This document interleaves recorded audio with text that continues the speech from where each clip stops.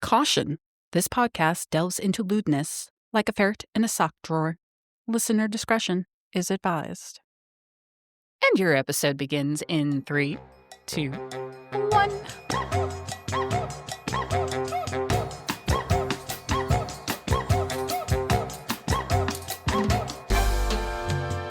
All right, folks, I want you to untie your cravat, loosen up a couple laces on your corset, because it's going to get steamy in here.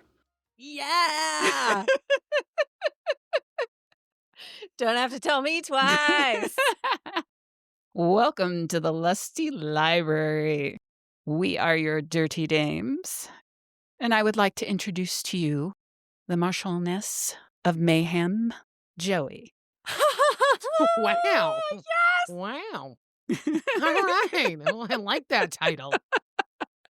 And joining us also is the Baroness of Bodiness. Oh, Birdie. my.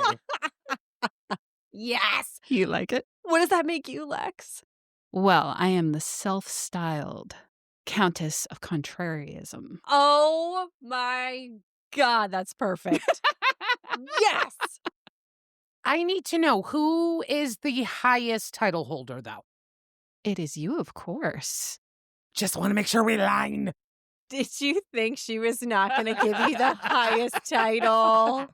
I'm sorry, you are lower, but because I wanted the alliteration. Are you kidding me? I don't give a shit. That's great. Well done. So if you are just joining us, we are going to be jumping in to some Regency era romance. For our return listeners, thanks so much for coming back. We're glad you're here. I hope you did your homework and went to your listening platforms and rated and reviewed. We will be looking. No pressure. First-time listeners, don't be scared. Thanks for joining us. Let me tell you what we're doing here.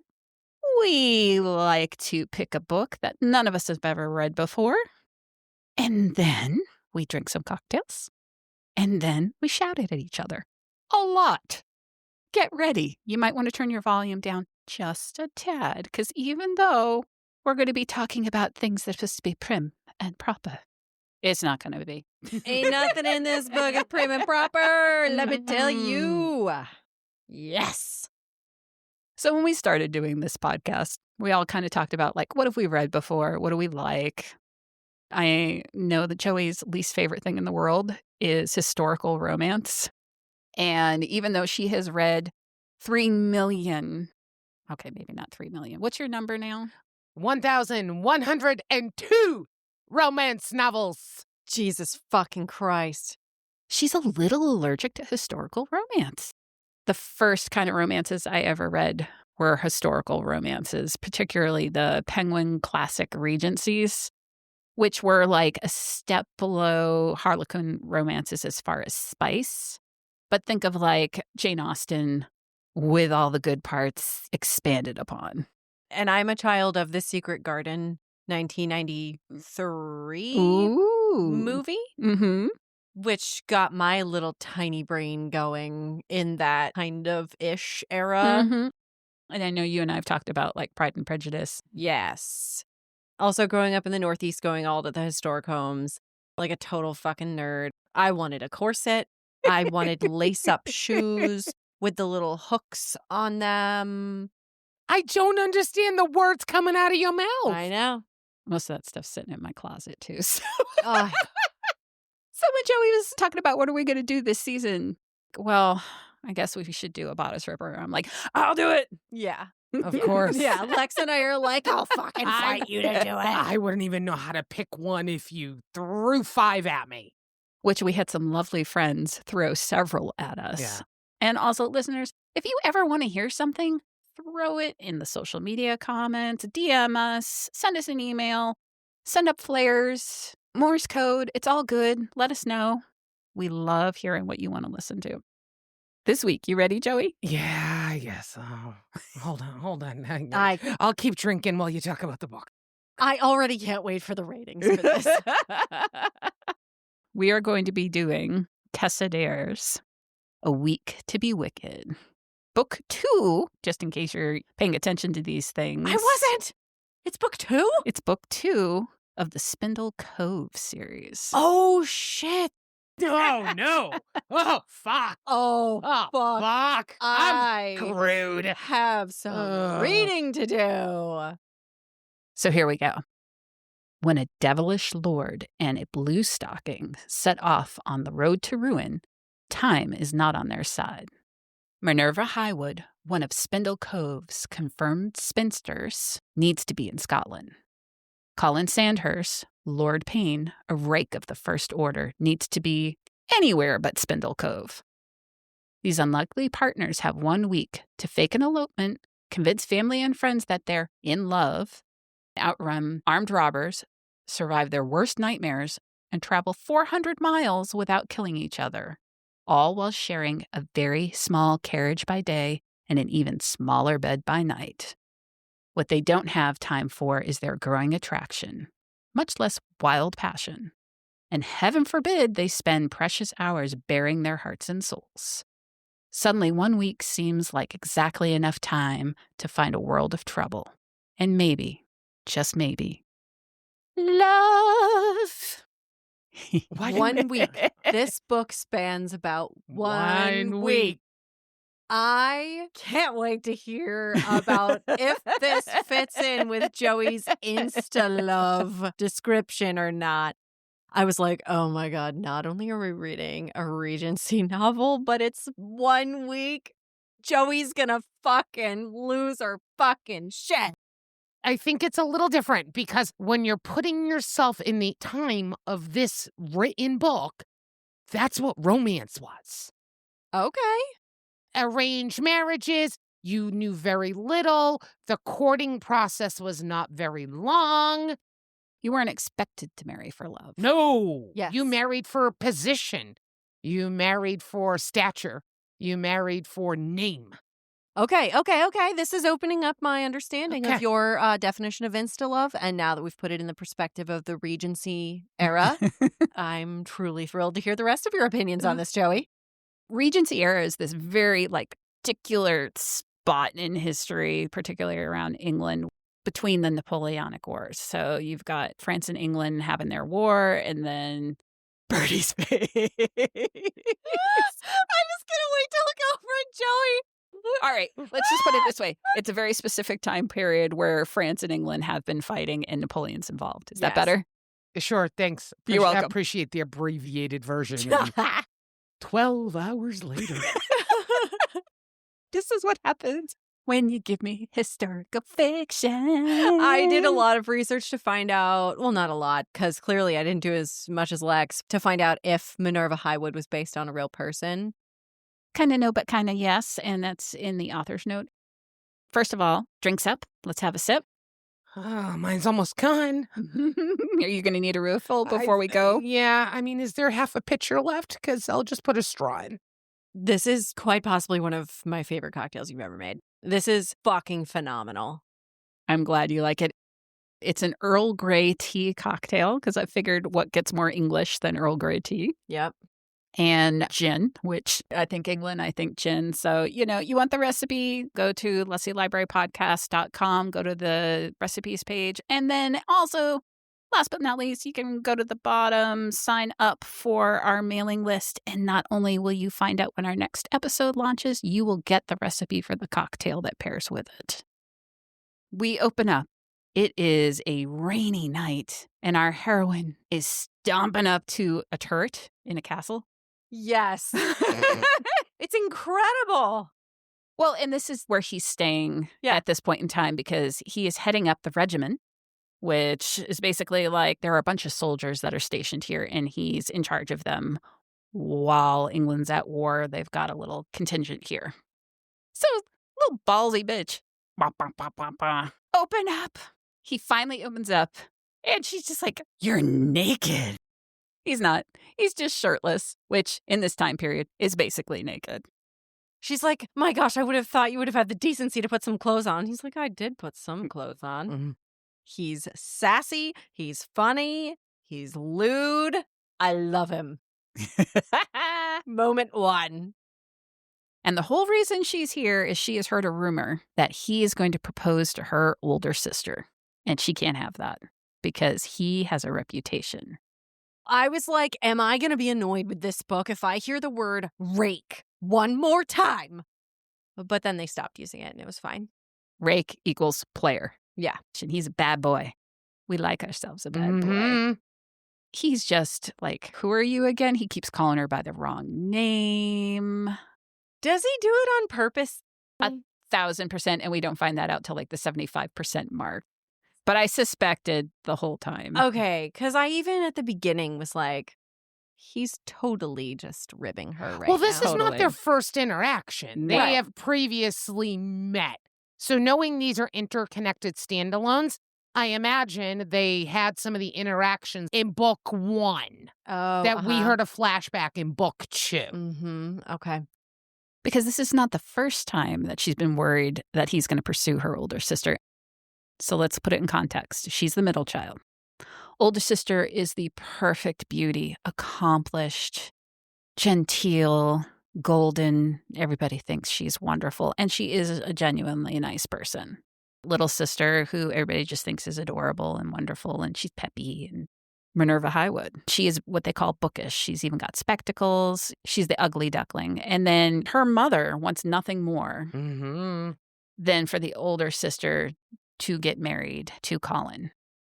Colin is a viscount, which up in peerage, pretty mid-level, but he's rich. He's handsome. Mrs. Highwood is a widow with 3 marriageable daughters. So she's looking to secure their future. The thing that you alluded to, Joey, the flashback, first time they tangled when he showed up in town and she thought he was going to go after her sister. And they had, I guess, a verbal altercation and maybe a bodily one too that they just barely briefly talked about. And she's like, you remember when we talked about this before? He's like, who are you again? What? She was insulted that he didn't remember her. She wants to find out if he's interested now. And he won't give her a straight answer. And she thinks he wants to marry her sister because if he gets married, he gets his inheritance before his next birthday. His older cousin is trying to steer him straight.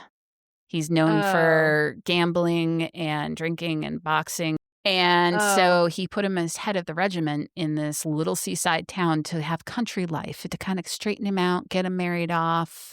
Okay. And so the cousin's using not having access to the fortune as like a time limit. He can get him married off before that happens to a good country girl.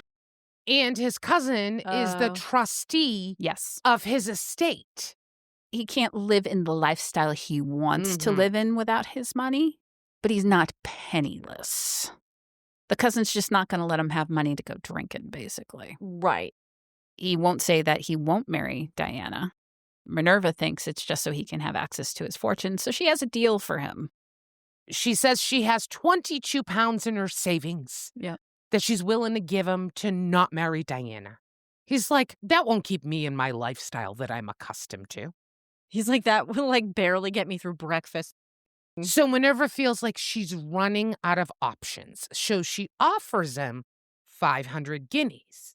But contingent that he escorts her to the symposium. The Royal Geological Society Symposium. In Edinburgh, Scotland. And when she wins the prize, she will give him the 500 guineas. And she's quite confident she's going to win. Yes. Oh, she knows it. And he's like, Scotland, do you have any idea what it's like to get to Scotland? And I love how he's like, the Edinburgh in Scotland. Yeah. Like, there's another fucking Edinburgh. Oh, my God. They've got 2 weeks to get there, which there were no trains back then. No paved roads, really, between cities. 500 miles. And he's like, I don't travel in coaches. I don't travel at night. The most intricate part of this situation is how does an unwed woman run off with this man willy-nilly? She says, well, pretend to elope, and you take me to Scotland, and I get to go to the symposium. You get the 500 guineas, and then I'll come back home, and that's fine.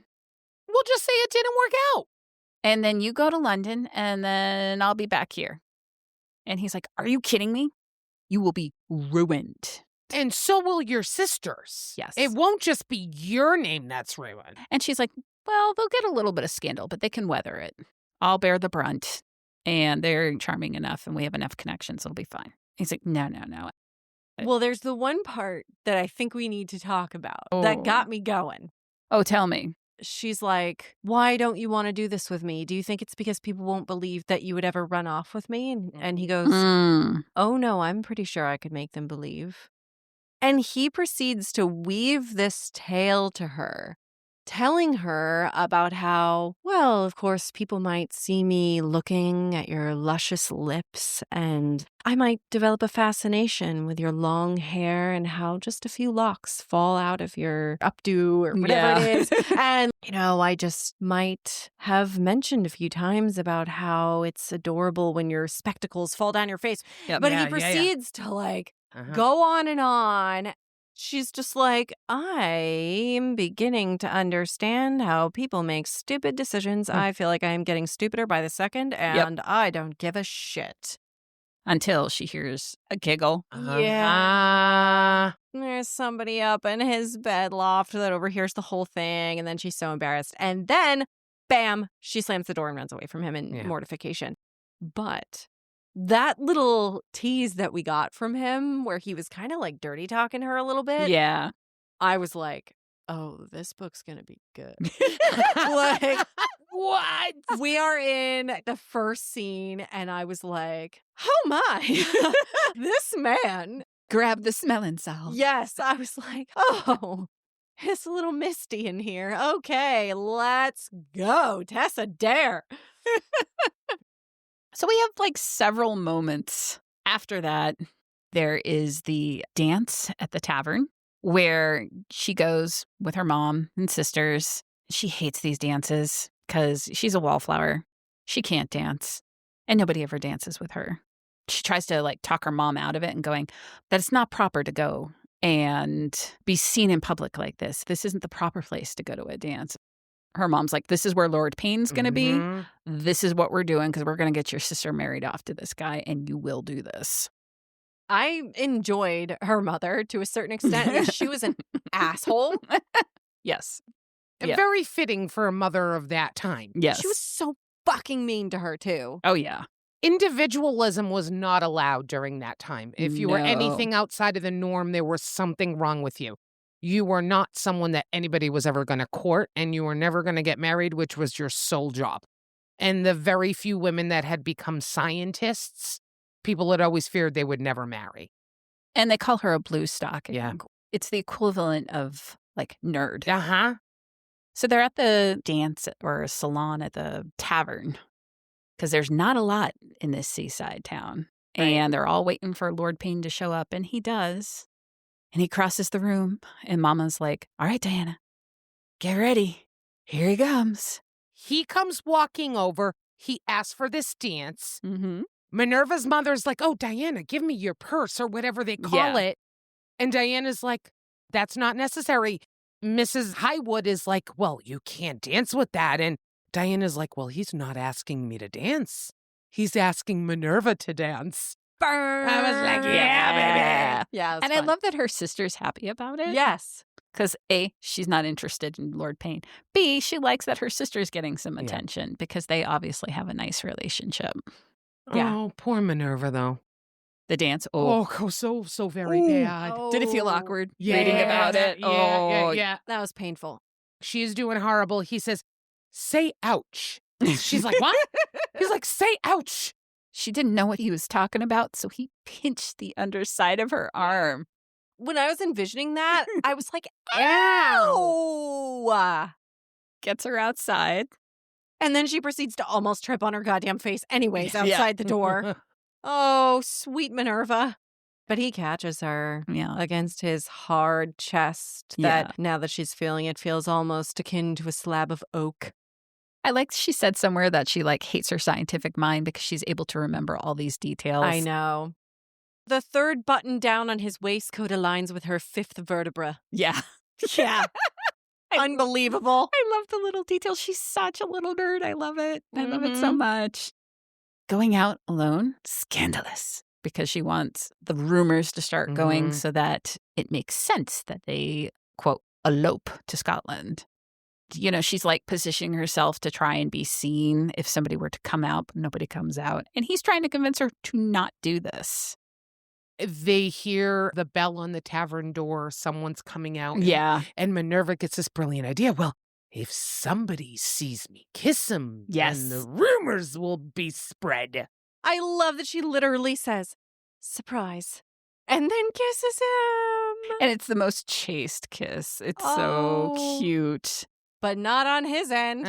He deepens that bad boy. Mhm. He's like, oh, those lips. And he's like, two things. One, she absolutely doesn't know how to kiss. Two, she really wants to. Yeah. But after the kiss, she says to him, hey, so when are we leaving for Scotland? He goes, no, we're not going to Scotland. What are you talking about? She's like, well, you came in. You chose me. He said, I wanted to make you feel magical for a moment. He felt bad for how she left last night, feeling like upset that she said all of that unknowingly in front of somebody else. Because he's actually not the worst guy. No. He realizes this is clearly not the place that they can talk about it. So he asks if there's somewhere they can go tomorrow to talk. And she says, yes, meet me at the beach. Before dawn. Ugh. She's like, what? Is that too early for you? And he's like, no, I'm an early riser. You guys listening, you can't see all of the eyebrow waggles that Lexx is doing. And it's really good. So he shows up before dawn at the beach, and she is in the ugliest outfit he has ever seen. He's like, what on earth are you wearing? Did you take orders since I last saw you? And she's like, these are my bathing clothes. And he's like, you're what? It's April in England. You didn't bring a bathing costume? Well, then I guess you're going to have to strip. Oh, I love she gets him naked and Yeah. wet. But you know what I also really loved about that moment is where she's like, well, what are you, like, not strong enough to swim? And he goes, I'm sorry, did I hear that splash of a gauntlet being tossed in the water? Off I go. This book was so cheesy and fun in that regard. But this next part, she did not give him enough preparation for what they were about to do. No. I would have been pissed as fuck at her. What happens is she gets him in the water, then she grabs him, takes him under. They swim under. A 3-foot hole into a cave. Nope. Fuck no. Every movie that I see that they do something like that, Mm-mm. I always like take a deep breath, hold my breath for the amount of the scene, and Yes. go, I'd be dead. Yes.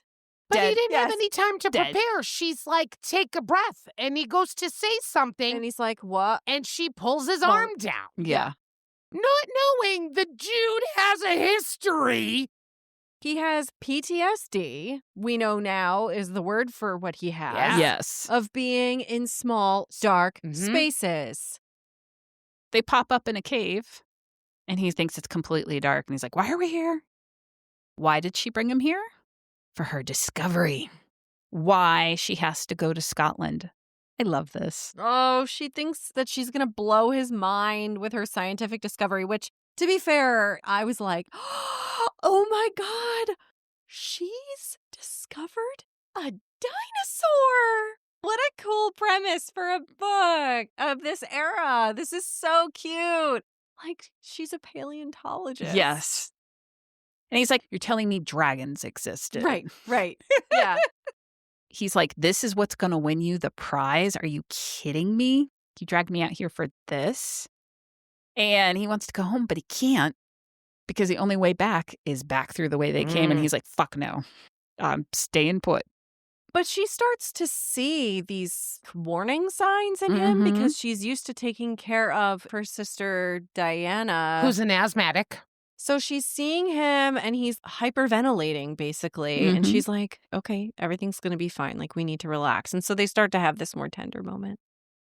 So they have to like wait around till the tide recedes so that they can just swim out of an opening that won't be underneath. Mm-hmm. And so they end up sharing these stories. And this is where she learns why he doesn't like Mhm. small spaces. He's an orphan because there was a carriage accident when he was a child. And we don't get all the gritty details at this moment, which the gritty details later are pretty fucking gritty. Yeah. You start to see why he's so broken. I loved that he was able to be so vulnerable with her right away. Mm-hmm. That was surprising. But they also end up making out. It's such a good makeout. He starts by saying, "You need help with your kissing. You really didn't do a good job when you Oh. kissed me the other night." This was a little bit of time for practice. A lot of what she did with him all the time was very exploratory. Mm-hmm. Like learning and touching and feeling, and just the way it was written built a lot of chemistry. Yeah. I love the way he keyed into that because originally he was teaching her how to kiss and he tried to relate it to dancing. She's like, I'm a terrible dancer, so that doesn't help me. And he's like, all right, let's talk about when you dig these things up. Do you just go in there with a shovel or do you take away layer by layer? And he uses her own experience. And once he taps into that, that's when it gets good. And I love when she's like, but who's excavating who? If it goes well, both of us. And then she's like, may I go first? So Yeah. charming. And she just proceeds to like investigate him and Yeah. like explore him. And he is here for it. Mhm. And he's like, holy shit. Who knew I was going to have to add caressing eyelashes to my list of like androgynous zones? Yeah. Yeah. He was like, this woman is incredible. I just opened up this door and I didn't realize what I was opening up a door to. Holy shit. For the whole book, I love how it's expected that he's going to be the great seducer. Right. In a very innocent way, he allows her to be the seducer. Yes. And it's wonderful.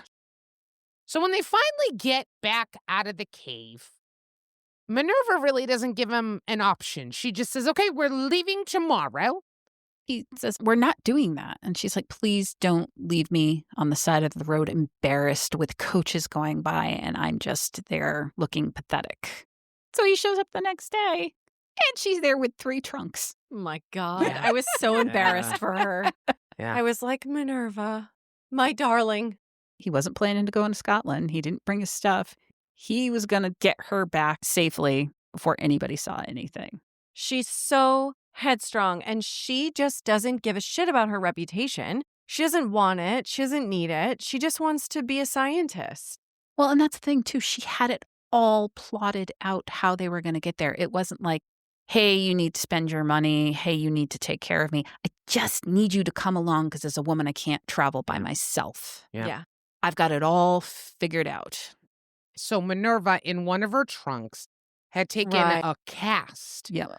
of the footprint. Yep. And when he actually saw it and he saw the shape of it, he went, this actually looks like something. And she showed him all the research that she had acquired. Yep. And I think at that point, he knew that she was going to go and either he was going to accompany her and get her there safe or he was going to have her go alone. So he went with nothing, just a horse. That is so wild.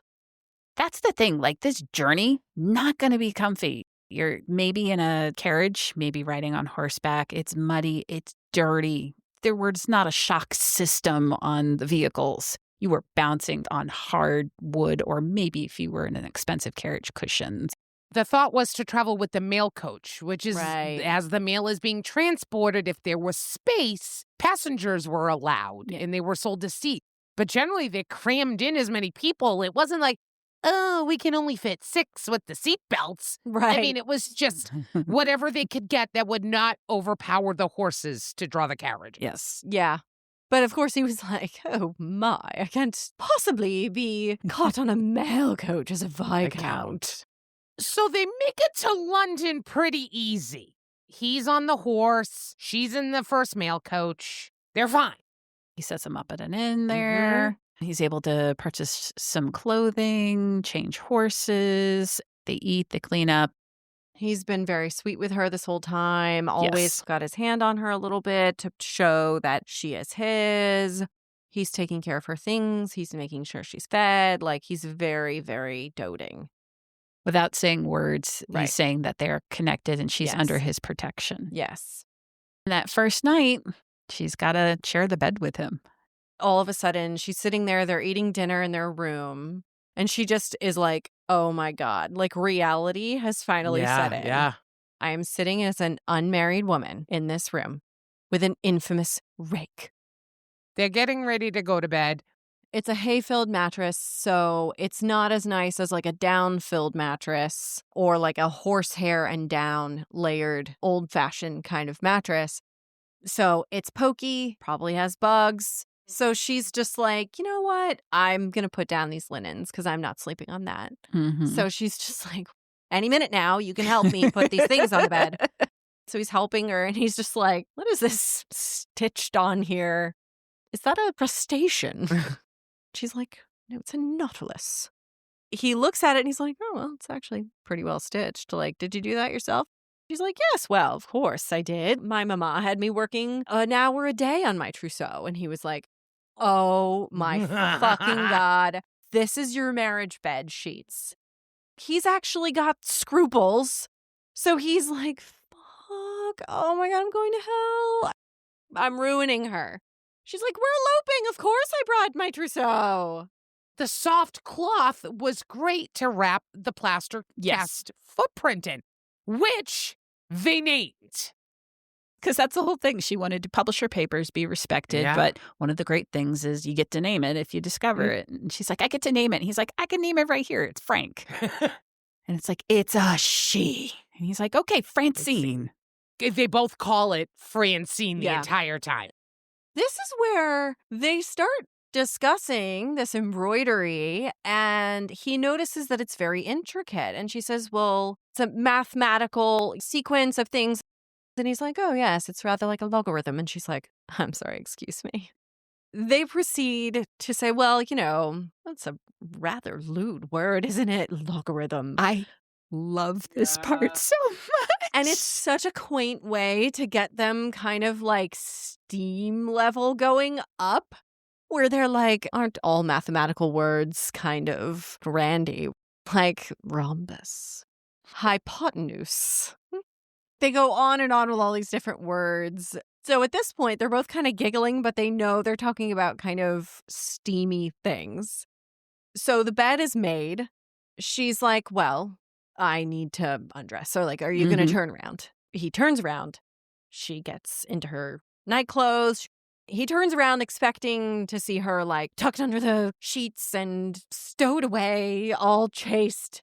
And she's lying on her side with her head on her hand, all promiscuous. He's like, well, I have to get undressed now. Are you going to turn around? And she's like, I don't think I will. I've never seen a man naked before. He says, I'll let you see me naked if I can see you naked. She has a counteroffer. You're full naked for my half naked. You've seen plenty of breasts. Mine are no different. She is so bold. Mm-hmm. Like, you're introduced to her as this bookish woman, but she always has these very strong ideas, and she's just always open to learning, and she's a very sensual person. I was like, damn, girl, you going for it. And the thing that he's attracted to is when she has these blossomed moments of like certainty and confidence because she knows what she wants. And that's when he finds her the most beautiful. Right? What does he say to her? Certainty looks good on you. Yes. Yeah. So he gets undressed. His cock springs out. Yeah. Yeah. And she asks him, is it always like that? So animated. Yeah. He like makes it go like boing, Boing, boing. boing. And she's Yeah. like, did you do that on purpose? The interaction was fucking hysterical. In his head, he goes, I'll have to add this onto my repertoire of charming the frock off a woman with talk of maths. I was like, this fucking guy. Oh my God, it's so good. It is so good. She got her fill of looking at him, and then he's like, okay, my turn. He goes, she's right. Her breasts were nothing out of the ordinary. Right. To begin with, there were 2 of them. The normal number. Tessa, you killed me. I know. This book was a goddamn riot. Fucking ridiculous. I think at that point they start talking about sexual limitations. Well, like, I do have my limits. I love a scarf. I love a rope, but I don't really want to be tied up. And she's like, tied up? He's Right. like, even though I'm a rake, I do have rules and Yeah. limitations. Right. But he starts listing off to her his actual, like, sex limits, and they get a little bit more frisky Yeah. than you're expecting from this novel. And I was like, And I also like how she's like, must investigate these things. right. She's like, ropes? For what? Right. He also says to her, I won't take the virtue of a virgin. Yes. Right. I want you to know that I'm not going to take advantage of you, but it's not because I'm not attracted to you. If you don't notice what's happening between my legs. Uh-huh. This will not lie to you. Yeah. But they sleep together in the bed. He's on top. She's underneath the sheet. And in the middle of the night, all of a sudden she notices he's tense. Mm-hmm. He's sweating. He's having a bad dream. And she's pinned because she's under the sheet. And how does she wake him up? She pinches the motherfucker. She pinches him the same way he pinched her. He wakes up and she's like, are you okay? Colin, it's just me. It's Minerva. You all right? He's like, oh, pet, did I scare you? I'm sorry. Everything's fine now. I was just like, oh my God, he's having this horrible dream. He's waking up from it and he is soothing her. I was like, oh, this is freaking adorable. I know. And when she wakes up the next morning, he's gone. She doesn't freak out right away because she's like, oh, he's supposed to go set up our travel for the next leg of the journey. She gets ready, she gets dressed, starts getting a little nervous that he hasn't come back yet. She's like, okay, she goes down to the common room to see if he's there. And yep, there he is. And he's hanging out with a family. The Fontleys. And this is where this book started to stress me out. Oh my God, this is ridiculous. I can't with this fucking guy. But I kind of feel like you and I live with partners who pull this shit. Don't remind me. It's so funny to hear you say that because I hadn't really thought about it all the way through. And now that you say that, I'm like, fuck, did I marry this guy? Yeah, you did. Damn it. I don't know if my husband's quite as like suave as he is, but wow, you're so right. He would totally fucking do this. Mm-hmm. When I went to read this book for a second pass, I had to skip whole sections because they stressed me out so much to hear him lying through his teeth for shits and giggles. Yeah. He didn't have to take it that far to get a free carriage ride. It got them in more trouble than it did good. Chaotic good. So to give a little perspective to the Fontleys, Mhm. their brother and sister, Yes. Colin and M. Sands, who are missionaries, and she used to treat lepers. And he's talking about how she saved her life from a cobra bite. I mean, the most outlandish thing you can imagine. And he tells all these tall tales. Oh my And God. so the Fontleys are husband and wife, kind of teenage son who's going to become a part of the clergy and an impressionable young lady. And they are just eating up these adventures. Yeah. The son is a little starstruck at Minerva. The most stupid thing is he would be like, oh, we had calls for each other. He would be like, tally ho. And she would respond back and he lets Minerva insert, you're cracked. Exactly. And she would respond, you're cracked. And that's how we would call each other in the jungle. Like, What the fuck? the hole he dug themselves into was so painful. But hey, it did get them a free carriage ride. Yeah. Got them to the next town. Uh-huh. Got him to the next town, the next inn. Motherfucker. They're at the new inn. Yes. They've gone to bed. I love this. In the middle of the night, Minerva hears screaming, and she's panicking. So she wakes up Colin and says, "Oh my God, someone's being hurt. You need to go tell the innkeeper." And Colin's like, No one's being hurt. He's like, oh, you can't possibly not understand. This is copulation. And she was like, Is it always that loud? yeah. Right? And he's like, only if it's good. He's like, see, now they're done. We can go back to bed now. So they try. 10 minutes pass, and she says to him, "You're not sleeping." And he's like, well, I'm a little aroused, are you? Are you a little aroused? It's hard to like hear all that and go back to sleep. Yep. So they start getting a little spicy. And he's like, yeah, are you not aroused? And she's like, I don't know. Like, I'm confused. And he's like, I loved that. It sounds to me like, okay, so have you never... He then asks her if she's ever touched herself in the most eloquent way I Yeah. think I've ever read. Oh, Yeah. so I good. laughed out loud. Please read it. He said, "This intrepid explorer of underwater caverns hasn't explored her own little cove?" I'm like, Yeah. holy fucking shit. He kind of shows her what to do then. Because No. he starts with like a full hand palm on the mons. Yes. And kind of like grinding his palm around, which really gets her going, obviously. And then he gets on top of her. Mhm. So she knows what the man on top of her feels like. Yeah.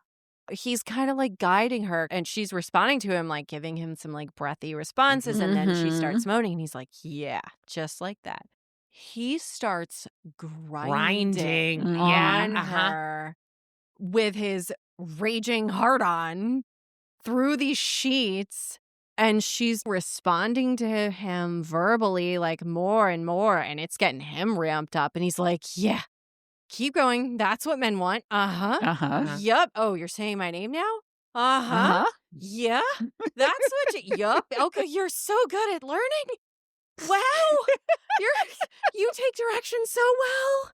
And he's just like, holy shit. Yep. What have I done? I've taught this woman way too well.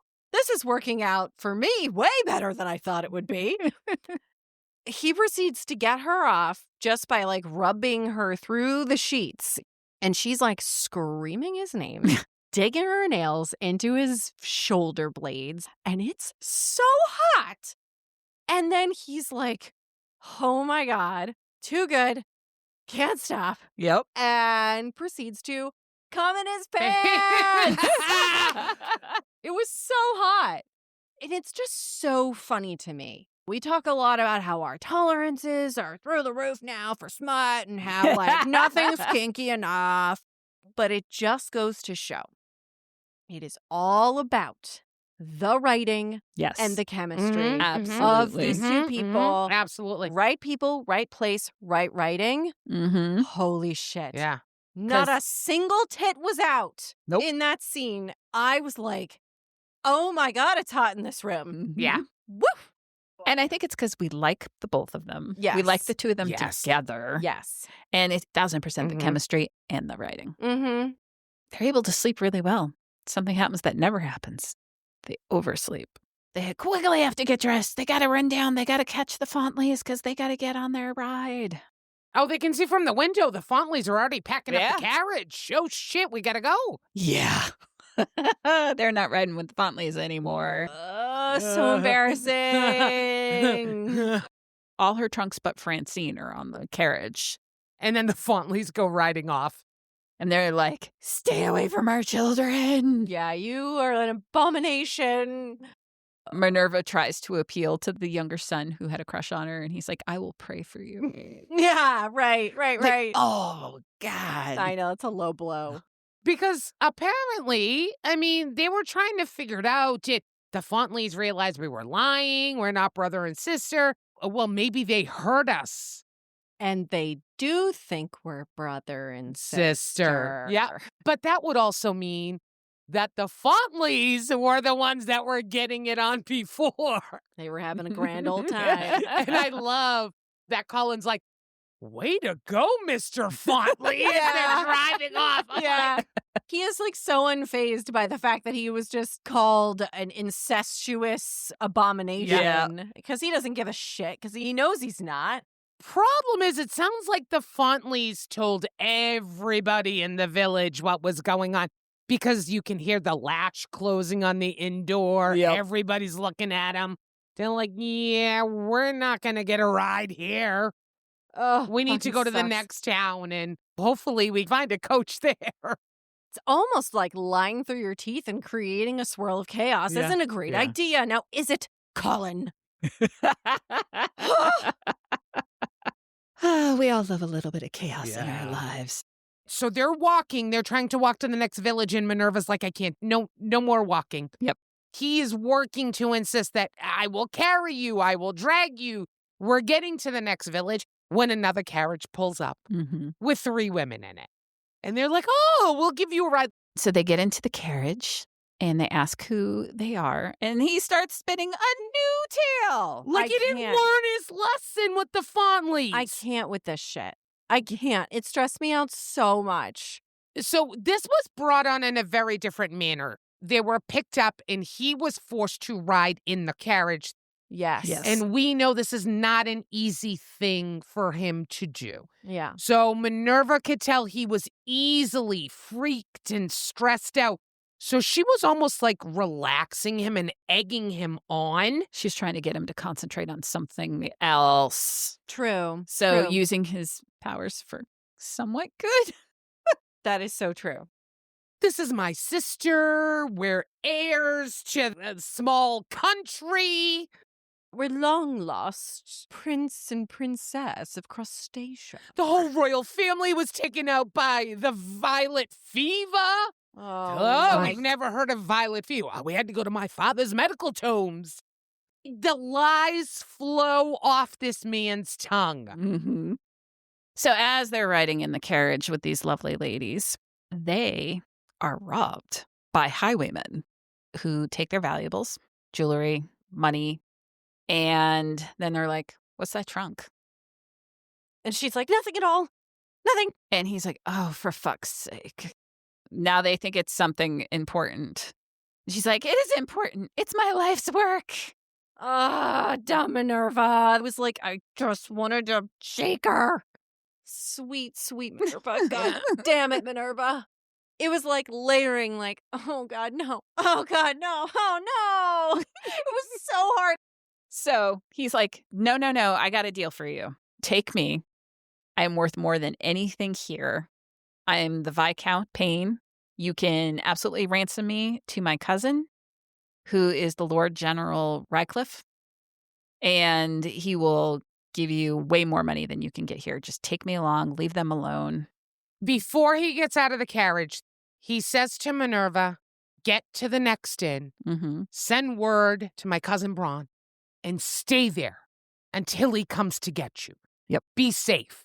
And then he kisses her. So poor Colin gets taken by these highwaymen. Yep. And tied to a fucking chestnut tree. Minerva's supposed to be making her way to the inn. And they leave the youngest highwayman to watch Colin. Yeah. He's got a gun. He's fine. He can do anything with a gun, right? And Colin, in his quick-witted mouth, Oh, Colin. talks the young guy into taking his boots and selling them. Because the only reason why this young lad has taken the job is because he wanted some coin to bring his girlfriend to the fair. Dun, dun, dun. But Colin knows he's got a knife in my boot. Mhm. If he can get the youngin' take the boot off, maybe he can get the knife and get him out of the situation. So he tells the kid that his boots are like these handmade, bespoke, beautiful boots that he could take, sell, and, just let him go. Guy's like, how about I just kill you, take the boots? But as the youngin' is taking his boot off, out of the corner of his eye, Colin sees something. Here's Minerva sneaking around trees. Yes. I loved it. It was perfect. It was the only part of the chaos that I didn't hate. Where I was like, oh, of course you didn't listen to him and go sit and wait. No. No, she came back. She somehow dragged Francine Yep. like half a mile down the road. Yeah, I don't yeah. know how she got Francine into the woods and hid Francine and then went to get him. Mm-hmm. But she did. And so while this young highwayman is distracted trying to get off Colin's boot, Minerva's sneaking up, and then all of a sudden she hits a branch. Snap, the youngster moves his head. Colin then takes his thighs, Yes. wraps it around the youngster's head so Minerva can go and grab the gun It's perfect. and It's holds perfect. it at him and said, "Oh, you want me to shoot him, Colin?" And Colin's like, "Relax, pet. I have a knife in my boot." While holding the gun on the youngin, gets the knife and then goes, "Where do you want me to stab him?"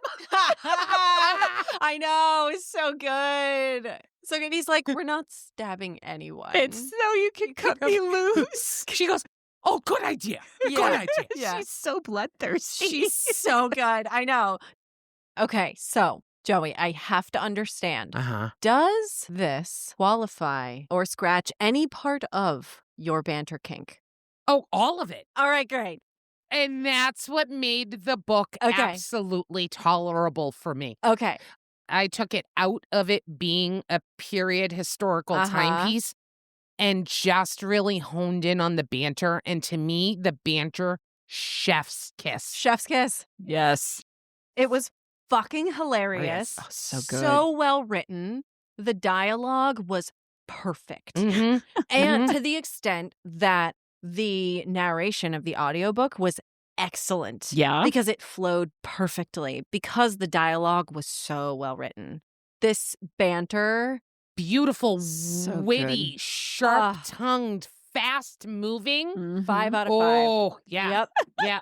You want to talk about two polar opposites between Colin and Minerva? Right. This is it. But the way they interacted with each other was Mm. just beautiful. A nice ebb and flow. Yeah. So they escape, and he sort of figures out where they are. And the next place that they can go for help is a friend that he knows from London and has a country estate out here. And oh boy, he has her pretend to be his mistress. Oh, but wait a minute. She's not just his mistress. She doesn't speak English, and it's potentially rumored that she could be either a princess heir or a bloody assassin. Oh my God. I was like, stop. It's so hard to keep track of his lies. Insane. But by the time they got to the next point, They catch a ride on the back of a wagon. This is where they're going to end up like thatching somebody's house and labor trade. And he's telling the people around them that they're actually circus performers. I was like, that's where I had it. That's where I literally shouted in my car, oh my God. But this was phenomenal when he called them circus performers, because it happened to be the morning after she had scientific exploration of his penis in her mouth. Right. He said, "My sister, the world-renowned sword swallower, that is fucking perfect." That was excellent. Such a cheeky bastard. Yeah. They're getting to the fair. And at the fair, he's doing a new scenario where they're actually sweethearts. And he's showing her her first fair. Okay, yeah, that one didn't kill me. Yeah, because it's almost the truth. Right. And he does things where he wins her prizes. To like toss a ball into a cup and you get various levels of exotic fruits. Starts with like an apple and then moves to a peach and then grapes. He says, "I'm not great at many things, but I'm great at this." And he starts to play the game, and all of a sudden all these little kids come over And, and he's got a following and everybody's watching. they're sharing the fruit. I could just envision the throngs of children like cheering, and they all love him so much because he's so beautiful and he's kind. Yes. And he wants to make them happy. Yeah. And it's very sweet. And they actually save his butt later. Yes, they When- do. Colin goes for the final prize of the pineapple, loses it, and a D&D comes over who wants to show Colin up. They decide to do a shootout. Colin wins. The D&D calls Colin a cheater and says, "My father's a magistrate. We're going to get him involved." And Colin's like, no magistrates need to be involved. How about we do double or nothing? We'll get our seconds to shoot it out. Oh, so good. So it's Minerva God. and this kid's second in command. The kid second in command shoots. He hits the target, but not the bullseye. Mm-hmm. So he gets Minerva ready to shoot. She's like, what do you want me to, huh? He goes, this is the plan. What you're going to do is shoot. I'm going to grab Francine. You're going to grab the money from the little girl, and we're going to make a run for it. As Minerva's going ready to shoot and pull the trigger, all of a sudden, they hear the highwaymen Yes. come over in the middle of all this happening and say, there is the prince of crustacea we were looking for. Oh, my Minerva God. shoots, hits the bullseye. The two of them go fucking running. They've tripled their money in a matter of minutes, and now they're running for their lives. She hit the bullseye because back in Spindle Cove, she actually was learning how to shoot. Yeah, because all the women are trained there, which Yes. I loved that little note. So she did hit the bullseye. Yeah. She did. So she deserved the money. She didn't Uh-huh, just steal uh-huh. it. Nope. They Uh-huh. deserved it. They won it fair and square. He was like, I knew you'd hit the bullseye. Like, of course you would. That scene was complete mayhem. So much fun. And I love that each time we have one of these things, it gets broken down a little bit. Things get rawer. Like, Yes. she's less of an upstanding young lady. And I love the fact that they end up in a shepherd's hut. Uh-huh. And that's where the magic happens. Yeah. It's not, in the fancy mansion. I mean, he comes from money. Mm-hmm. And where they find their best moment is just like rainy evening in the shepherd's hut. Is it time for our sexy stud? Ooh, we want the sexy stud to read us what happens in the shepherd's hut. He ran his tongue just lightly over every flushed, dewy petal of her sex, down one side, up the other, until he centered on that swollen bud at the crest. Again, teasing lightly, just lightly, until her breath went ragged and she arched her hips, digging her heel into his back to pull him close. Yes, that's it. Hold me close and tight. Claim me. Make me a slave to your pleasure. But something wicked in him wouldn't give her what she craved. Not yet. He kept up his light, teasing attentions, until she rocked against his mouth in an urgent rhythm, and needy whimpers eased from her throat. Oh, Colin. Oh, God. So blasphemous. But he loved being classed above the divine in her universe, even if only for a brief, wanton second. Yes, darling? He murmured between a slow, languid strokes of his tongue. I need something. This? He dipped his tongue inside her. She gasped and bucked. More. Her grip twisted in his hair. Her heady taste lingered on his tongue. He needed more too, and he couldn't wait a moment longer. Lowering her leg to the ground, Colin pushed to his feet and hastily stepped out of his unfastened trousers. He pulled his shirt over his head and cast it aside. Clutching her backside in both hands, he lifted her against the wall. He pinned her with a fierce gaze, determined to read her every emotion. Do you want me, Min? Yes. Need me? Yes. She writhed against him, wild and slick and hot. Love me. His voice was so hoarse with yearning, the words got lost in his throat. He slid into her, pushing his hard length into her tight body. Love me, he grunted, driving the words home on a thrust. Love me. Yes. She gasped with pleasure, canting her pelvis to take him deep. Yes. He pumped her steadily, driving into her at just the angle he knew she craved. Love me. Don't ever stop. You hear me? It won't be this good with anyone else. Only me, Min. Only me. How is a scene where he ends up pulling out so hot? The build was done beautifully. It's almost like a fire. Tessa has taken every chapter and every interaction where they touch and they feel each other and they explore and thrown a fucking log on this fire to the point when they're finally together at the 68% mark of the book. They've already touched and kissed and fondled 5 different instances. You are waiting for it as much as Minerva was. It's book foreplay is what it is. It's so good. Yeah, It's so good. yeah.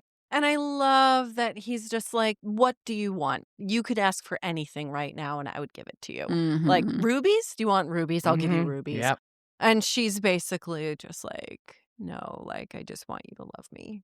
This is the crazy part. So now he's deflowered her and he Right. wants to be a good man. And he said, well, now we're going to marry because I've taken your virtue.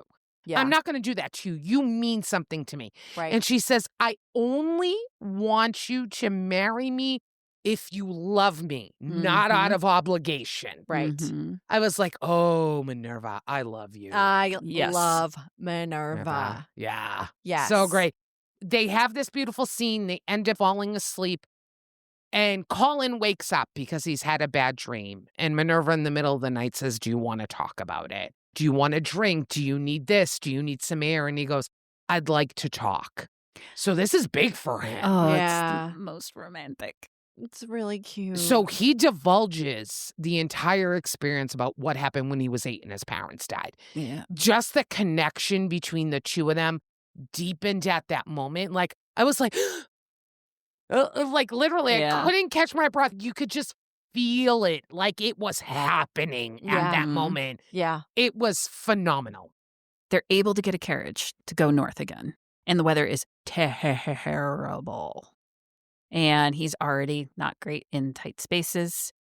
And the rain keeps coming, and the roads become impassable. The drivers end up disconnecting the horses, and they need to go get new horses. They're in the carriage together. Colin's distressed. So Minerva does her best to distract him. No. So they start to get it on in the fucking carriage. Oh, yeah. There's mud, there's rain, really bad storms. In the middle of getting close to orgasming, it flips to the side. Yeah. Yeah, because there's so much water on the road that it's Yeah. like made so much mud that it sunk them. They were a little vigorous. Yeah. A little vigorous.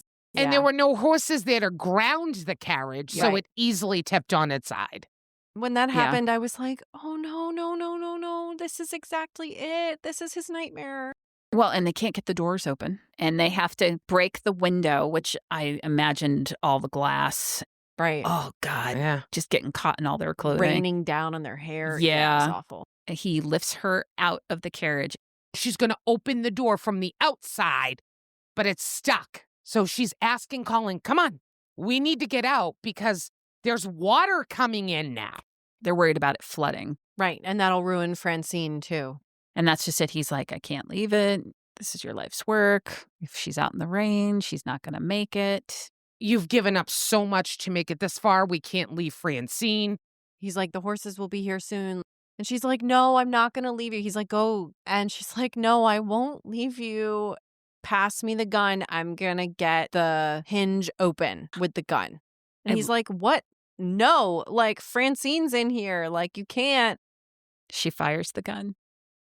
And white powder wafts So all Yeah. around good. the carriage. Because she made a decision. Colin was more important than Francine was. I almost fucking shed a tear. I know. Also, in my brain, I was like, it's a casting. You can go make another fucking casting. Well, right. I started thinking there's going to be another symposium because it really meant there's no way. She now had no notebook Mhm. of all of her findings and no casting. But Mhm. as all the dust is settling, clip, clop, clip, clop. clip, It's clop, crazy. clip, So I don't know Yeah. if they gave the amount of time, but the way it was perceived in the perspective of the book, it was like within a matter of minutes of her fucking shooting through Francine, did they hear the fucking horses? It felt like it was seconds. You're like, if you would just waited another minute, It felt really painfully Yeah, close. Yeah. Yes. I was like, I know. And I'm sitting here going, okay, so at the era that this was happening, this is black powder pistol. So the size of that ball must have been massive. Yes. And it must have really exploded through that plaster. Yeah. This was not a cute little bullet with a pointed tip that No, would have no, shot no, a hole no. through it. Maybe? No. It would have fucking torn it apart. Actually, like, was worried that it would hit Colin. Oh, me too. Yeah. I always thought for sure that he was going to get hit with something. Yeah. So the horses take them to this beautiful place that's coming around the bend. And she's like, Colin, what is that beautiful home around the corner? And he's like, well, that's River Chase. And she's like, I'm sorry, what? River Chase is your house. And he's like, yep. And Yep. she's like, you knew exactly where we were. Mhm. You knew there were horses nearby because these are your horses. Yeah. Oh Uh-huh. my God. Uh-huh. I just brought you in a carriage on a road that could have been the road that your parents died on. And it flipped over and you're literally living your nightmare. Oh. Here's another book where there is still so much story left. So much. Ah! I know. It's like, will they get to Scotland? Will they make it to the symposium?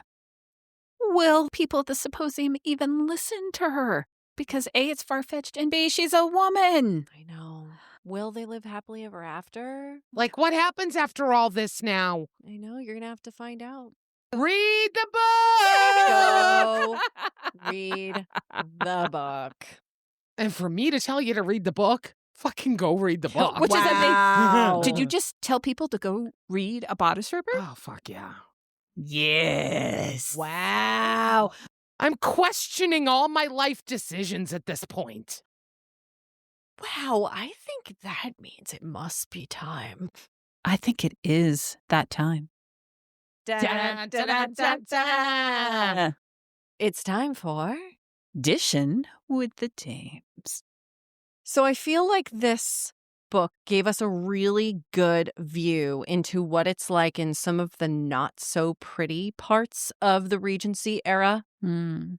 The mud, the shit, Mhm. the rain, the travel, It's England. the wet, right, the soot, the hard labor, the food not being great. So you have a magical time machine. Oh, shit. Would you go back to that era for any reason at all? So wait a minute. Can I go in and come back out? No. If I had made a decision to go, I would be stuck there for the rest of my living life. Yes, but you could be anybody. You could be the Queen of England. It's a magical time machine. Oh, you can choose who you spit out as, You can choose. Yes. but you have to stay there. right. Would you do it? Interesting. Fuck no. Fuck no. I like reading about it. I like watching it. I like seeing it on the BBC. And it doesn't matter the time period. I don't want to go back in time, especially if I'm going to be in a female body. I know. Yeah. I know. No. That's the hard part. It's fun to look at the clothes and think about the romance of it and stuff, but there's so many pieces to it that's just like, you could die from just cutting your hand and getting an infection. Yeah. Yeah. It's funny you said we see a view into society and the food and stuff like that. Would you even have food? Now you said, okay, I could be anybody. Even the Queen of England at that time period, it wasn't necessarily sanitary. There's no strata of society that I would want to be a part of. No fucking birth control. Most women didn't have any rights. Yep. It's hard. I like to go camping and play and then come back to my fucking hot showers. Yeah. They do talk nicely about the hot baths, though. Yeah, they do. If I could go visit, play, and then come back, maybe. Yeah. You get a maybe out of me, because even then still, a lot could happen while you were there. You could die, Yeah. and there's no coming back from that. Yeah. That's true. Yeah, no. I love reading these things. I don't want to live it. And I think that's what it is. We have so many creature comforts. Running water, hot water on demand, fucking dishwashers, internet, television, books. You would then have to move backwards. You're talking hundreds and hundreds of years. The acclimation would be way, way too tough. I like my flat iron. A lady's maid sounds very nice. I would love a crown. I can't. If you're asking me to stay there, I'm sorry. I like my fake eyelashes a little too much. How about you? This is something that I've toyed with my entire life. And now it's very different from when I was younger. And when I was a kid, I felt 100% sure that I had been born in the wrong era. Oh. I was 100% sure that this was not the correct time frame for me. And that I absolutely should have been born in quite possibly 1650, 1750, 1850, absolutely nothing in the 1900s.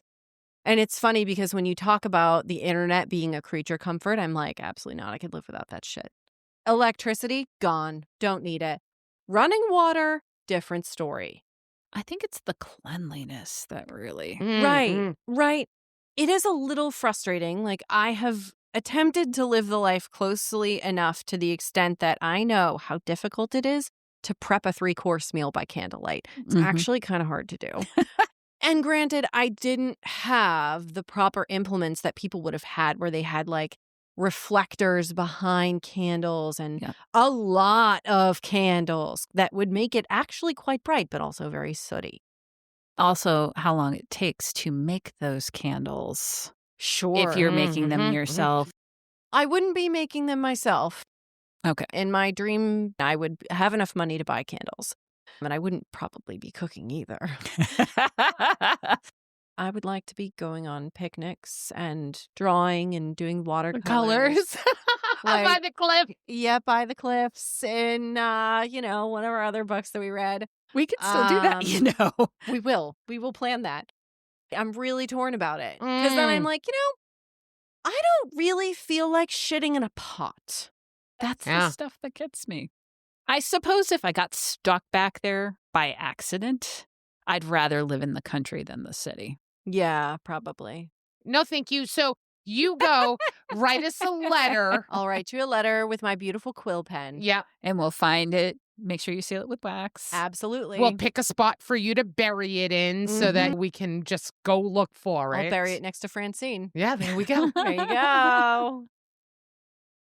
Okay, let's rate this book. I can't wait. We are going to start with low romance. You can rate it anywhere from 1 to 5 roses. I'm looking at you, Miss Joey. How romantic is this book? It is a 4 for me. This all came down to the chemistry and the banter. It was a sort of enemies to lovers. Yes. And they grew with each other. I think they got so much value out of being together. They worked well. And you could see that chemistry continuing to build. Mm-hmm. I thought this was fucking sweet as shit. It's getting a 4 out of me. Birdie. So I am going to give you the numbers that I wrote down the instant I finished reading the book. Okay. And that's a 5. Oh, great. Nice. Yeah. Nice. I was just all the feels. I thought they were so sweet. Him telling her that he needs all of his precious things to be in one place, and that's why he's giving her this one thing. Come the fuck on. So fucking cute. And just, oh my God, they're adorable. Her just like really supporting him through all of his struggles and never like losing respect for him because he was afraid of things. Their romance, even though it was like 2 weeks, it was the cutest, sweet gestures piled on top of each other, left and right. Loved it. I am giving this a 4.5. It is so romantic to me. I think we've already said it, the banter. Love it, love it, love it. Yes. Can't live without it. I love that she helps him heal. Yes. And that he gives her a safe space to express and just be who she is. And that's Fan-fucking-tastic. Oh, love it. And the other thing that just makes it so cute and romantic is, yes, they end up having a physical relationship first. And then he goes, whoa, whoa, whoa, whoa, whoa. I want you to know I'm going to marry you 100%. But we're going to have a long courtship because you deserve a courtship. I deserve a courtship. Let's have that romance. He wants it to be there. Mm-hmm. Oh my God, so cute. Like, are you fucking kidding me? I want to court you. I want to court you. Stop. And she's like, what? You already got me. You don't need to do that. And he's like, that's not what it's about. Love it. 4.5. I'm literally about to cry just thinking about it again. Smut, smut, smut. We love our smut. 1 to 5 raindrops. Please tell me, Birdie, how wet are we getting? I feel like it may shock people to hear that I'm going to give this book a 5. After me talking about how I need things to be kinky and wild, the smut in this book ruled. It did. Fucking 5 out of 5. Holy shit, this book was hot as fuck. This is like one of the hottest books we've read in all 29 books that we've read so far together. Oh, wow. Okay. And that's because of the characters and the development. It's like there was not a single crazy kinky thing that happened in this whole book. The way it reads, the way it builds, by the time you get to all those various points, you're like, woo, you're ready. Yes. And you're there. Yes. Joey. It didn't have all the kink that I like. I don't even know how to explain to you what happened while I was reading this book. Okay. But there was just an intensity that was just so beautifully written that you could feel it. I'm actually giving this a 4. Holy shit. Wow. Because it's different. I It's never. absolutely different. It's about the way it was written. It's about the characters. It's the connection. Yeah. And I was turned on by the intensity they had for each other and the exploration and the learning and the want and the desire. That is what encompassed this book. So I'm giving it, I can't even tell you why. I liked it for what the fuck it was. It's just a 4. can't. Tessa, you Tessa. did it. Yeah, that's a big fucking deal. What about you, Lex? Oh, I am giving this a 4.5. Okay. Wow. I loved it. And I said this before. It amped us up in bits and pieces, and you kept us wanting that longing. And we're just like, just get a little bit more. Just a little bit more. I loved it. Let us talk about the story. 1 to 5 storybooks. How do we feel about the story? I'm giving this a 4. What? I know. I really liked it. This is a genre that I don't necessarily read. There were so many moving parts in this story and all the misadventures. I really liked it. It was just fun. Blown away. Regency, bodice ripper. Joey gave it a 4. I'm excited. What about you, Birdie? Okay. Oh, this is so hard. I'm giving it like a 4.75. Okay. I absolutely loved it. At first, I gave it a 5. The only reason I didn't give it a 5 again on my second pass is because he stressed me out so much with the lies. But isn't that good storytelling? It is. But for me, I had to skip chunks of it because Okay. I knew it was coming and I knew it was going to stress me out. So, like, it's the kind of book that, just so everybody understands, when I read it and when I got to the end and I put my numbers down, it was a 5. Mm. And then afterwards, when I went back, I was like, I can't do it again. I can't do it again. So, like, I can't give it a 5 if I can't read it twice through. Okay. Like, there are Fair other enough. books that we've read that I've given a 5 to that I'm like, oh, yeah, I would pick that right up again right now and read it again. For story, I am giving this a 4.75. Oh, wow. Okay. It was so good. I love so much about this. I love the imagination behind it. I love how you can tell Tessa loves this genre Yes. and is messing with it Yeah. and doing it intentionally, but she's doing it with love. I love the word usage. So many times I was highlighting things like yes. euphemisms instead of clit. It was a pearl. Oh my God, please. Yes. And she's like winking at you when she's saying it. Right. And Because the old Harlequin romances meant it because they couldn't say the word. right. And I love how she also nods at it by when he's teaching her things. He says, I love you call a tit a tit. I love you call a cock a cock. And you just say the words and there's no blushing or anything. It just is what it is. And I also feel that's Tessa being like, yeah, I could say those things if I wanted to, but this is more fun. Right. It's so good. I am not shocked to hear that you liked this story because as I was reading through it, I kept thinking, this is basically a Regency D&D. Yes. And now enter the highway robbers. Exactly. Fucking ridiculous. AC 14, you failed. Yeah. All right, let's do some overall ratings. Let's wrap this up with a bow. A big velvety bow. Yeah. 1 to 5 eggplants, my loves. What are we looking at, Birdie? I feel like oh man, it's so hard. But I think I just need to go with my gut. My gut gave this a 5.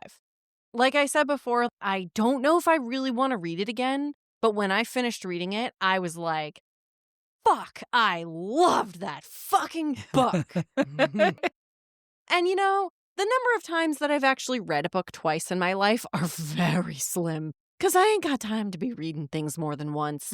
So you know what? Maybe I'm not going to read it again, but for what it was